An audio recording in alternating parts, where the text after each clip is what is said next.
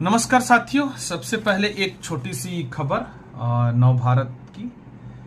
इस खबर में सुप्रीम कोर्ट ये कहना चाह रहा है कि मानहानि के डिफेमेशन के जो भी केसेस हो रहे हैं, ज्यादातर वो केस बदले की भावना से किए जा रहे हैं और ज्यादातर वो केस जो है एक तरह से कोर्ट को राजनीति का अखाड़ा बनाने के लिए किया जा रहा है। तो कोर्ट ने उससे खुद को अलग कर लिया है कि भाई आरोप प्रत्यारोप आपके ऊपर लगेंगे और उसके लिए अब कोर्ट को आप बीच में मत घसीटिए, कोर्ट का वक्त बर्बाद नहीं कीजिए। तो ये तो थी मानहानि का जो केसेस होते हैं, डिफेमेशन के केस जो एक दूसरे के प्रति जिसका मिसयूज किया जा रहा है उसके प्रति सुप्रीम कोर्ट का एक वक्तव्य था। एक तरह से लताड़ा है सुप्रीम कोर्ट ने उन लोगों के लिए जो डिफेमेशन का केस का मिसयूज करते हैं। अभी हाल में ही ऐसा हुआ है दोस्तों कि वसई में बॉम्बे हाई कोर्ट के अधिवक्ता अशोक कुमार वर्मा जी, जो कि अक्सर जनता के अधिकार की बातें करते हैं, उन्होंने डीसीपी जोन 2 पूर्णिमा चौगले के खिलाफ कई बातें रखी और ये बातें उन्होंने स्थानीय मीडिया में रखी, जिसका इंटरव्यू अदिति सिंह ने लिया था।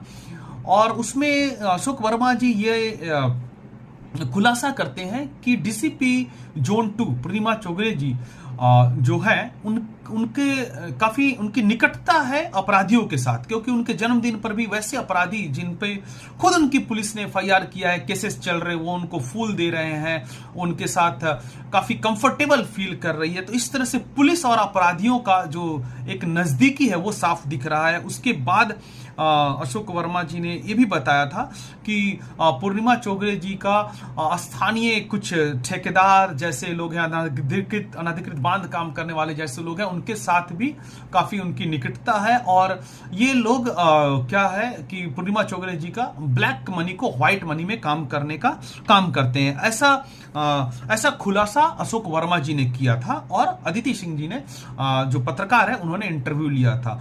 हुआ यह है दोस्तों कि डिफेमेशन का नोटिस दे दिया गया है अशोक वर्मा जी को और अदिति सिंह पत्रकार को।